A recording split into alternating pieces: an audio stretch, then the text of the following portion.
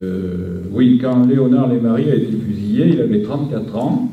Il avait fait une première période en 1901, une première période, je parle de service militaire, hein, de 1901, du 10 novembre 1901 au 20 septembre 1902. Il était devenu réserviste, il avait été rappelé en 14. Il avait 34 ans, donc lorsqu'il est reparti en 1914, il avait eu le temps, entre-temps, de se marier et d'avoir deux enfants. Deux enfants, donc le père de Claude, qui s'appelait André Louis, qui avait à l'époque 2 ans, et 2 ans et demi, lorsque son père a été exécuté, et une fille aussi, Marie-Louise. Donc c'était au village de Chambeil, commune de Seillac. Voilà. Moi je voulais remercier particulièrement l'ARAC et le mouvement de la paix pour le travail qui a été fait. Je suis d'ailleurs adhérent de ces deux associations, en passant, et je le dis quand même, mais c'est grâce à leur travail que, effectivement, a pu être inscrit sur le monument aux morts de Seillac le nom de Léonard Lémarie. Alors, effectivement, ce travail avait été fait déjà de longue date.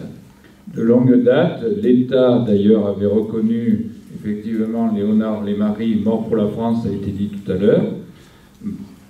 Léonard Lémarie, mort pour la France, mais ensuite, c'est le maire qui décide de l'inscription ou non d'un nom supplémentaire sur la plaque du monument aux morts du village. Et il a fallu attendre, effectivement, que Marc Giraudy, pour ne pas le citer, soit élu en 2008, pour voir enfin le nom de Léonard Lémarie inscrit sur la plaque du monument aux morts de Seillac. Alors moi je me suis impliqué dans la reconnaissance et la réhabilitation des fusillés pour l'exemple. Alors d'abord j'étais présent le jour, effectivement, le 12 décembre 2008, lorsqu'il y a eu cette cérémonie au monument aux morts de Seillac. Il y avait bien entendu l'ARAC, l'Association républicaine des anciens combattants. Il y avait de fortes délégations aussi du mouvement de la paix. Mais je dois dire qu'il y avait une très forte, ça a été dit tout à l'heure, une très forte délégation de l'Aisne, des élus de l'Aisne. Car dans ces départements qui ont été le théâtre des affrontements, ils sont beaucoup plus sensibilisés à ces questions que nous en Corrèze. Je dois dire que dans ces départements-là, eh bien, les gens sont très sensibles à ces choses-là. Alors, par la suite, je vais vous dire, moi, je m'y suis rendu là-haut sur place, à l'endroit où a été fusillé Léonard Lémarie, avec la famille d'ailleurs, avec le maire aussi de Seillac. Donc, le 12 décembre 2008, une cérémonie qui a réuni plusieurs centaines de personnes, donc, a eu lieu au monument aux morts de Seillac. Il y a eu beaucoup de discours. À la suite de cette cérémonie, j'ai fait pour ma part adopter un vœu par le Conseil général de la Corrèze, qui était alors présidé par l'actuel président de la République, François Hollande. Le vœu a été adopté quelques mois après donc l'inscription du nom de Léonard Lémarie sur le monument aux morts de Seillac, puisque ce vœu a été adopté à l'unanimité des présents le 27 mars 2009. Je vais d'ailleurs en profiter pour vous en lire un petit morceau.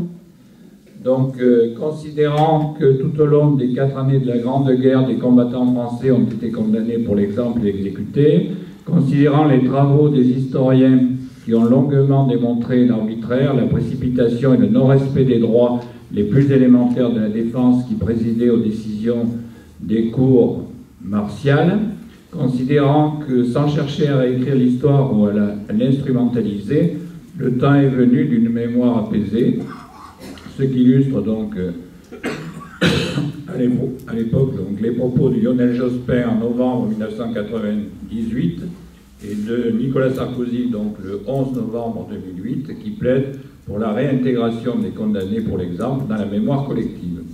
Considérant le cas du Corrézien Léonard Lémarie et de sa famille, qui même si son nom est désormais inscrit sur le monument aux morts de Seillac, attendent de voir réparer totalement la justice faite aux soldats par une réhabilitation pleine et entière. Alors, le Conseil général de la Corrèze, réuni en séance plénière, donc vendredi 27 mars 2009, invite la République française à prendre, dans la générosité qu'elle doit à tous ses enfants, la décision de reconnaître les soldats condamnés pour l'exemple comme des soldats de la Grande Guerre à part entière, de façon à permettre que leur nom puisse être légitimement inscrits sur les monuments aux morts des communes de France, à la demande de leur famille ou des associations et collectivités concernées. Alors, je ne crois pas que ça a été dit, mais il y en a eu, on estime 650, le nombre de fusillés pour l'exemple, 650, donc. Alors ensuite, après l'adoption de ce vœu à l'unanimité par le Conseil général de la Corrèze, bon, d'abord, nous avons été invités à nous rendre sur le lieu de l'exécution, et je devais représenter donc le département de la Corrèze. Alors, je suis en train de rechercher la date, c'était le 21 août 2009, donc encore quelques mois après. Je suis parti donc à Fontenoy. À Fontenoy, c'est dans l'Aisne, au bord de la rivière. Il y a une falaise, effectivement. Les Allemands, le dessus était tenu par les Allemands, les Français étaient en dessous, et pendant des mois et des mois, ils se tiraient dessus, hein, sans que les positions bougent, mais en faisant tous les jours de nombreux morts, puisque, d'après ce qu'on m'a dit, quand je me trouvais là-bas, la rivière, donc, qui est là au pied de la falaise, était recouverte. On pouvait traverser la rivière en sautant d'un corps sur l'autre, tellement il y avait de morts. Alors, nous nous sommes rendus donc le 21 août 2009 à Fontenoy, plus exactement ce qu'ils appellent Port-Fontenoy, c'est une partie du village où avait été exécuté donc Léonard Lémarie avec la famille donc Eliane, son mari, et puis leurs enfants. Il y avait aussi Marc Géraudy, le maire de Seillac. Donc, et puis donc des cérémonies ont eu lieu, et notamment nous avons apposé une plaque commémorative à l'endroit où avait été fusillé donc Léonard Lémarie. Voilà. Plus tard, quelques mois plus tard, donc les députés communistes ont déposé aussi une proposition de loi à l'Assemblée nationale. Cette fois-ci, c'était le 10 octobre 2012. Bon, aujourd'hui, ces propositions de loi n'ont pas été débattues à ce jour.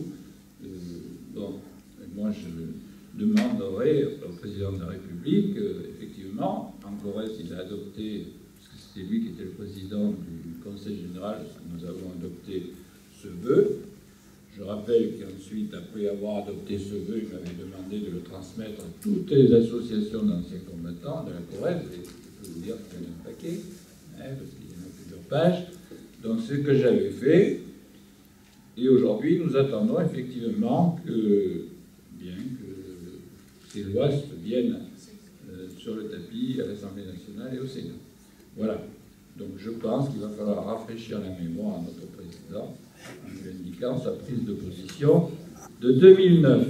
Et moi aussi, la dernière phrase qu'il avait prononcée lorsqu'il dit bon, d'abord, il n'a pas voulu effectivement qu'on lui bande les yeux parce qu'il a été fusillé. Il a simplement dit il n'y a que les lâches qui se laissent bander les yeux. Quand chez moi, alors je reprends ce que vous avez dit, je terminerai par là. Quand chez moi j'avais besoin d'argent, je prenais un mouton au hasard pour aller le vendre à la foire. Ici, on a voulu un exemple et c'est moi qu'on a choisi. Mais mes camarades qui vont me tuer sauront un jour, et tout le monde saura, que j'étais innocent. Voilà les derniers mots donc, de Léonard Lémarie avant son exécution à Port-Fontenoy, donc dans l'Aisne. Voilà. Donc voilà, je voulais faire part de cette expérience. Et je voulais remercier surtout ceux qui se sont battus pour que le soldat Léonard Lémarie soit réhabilité. Voilà.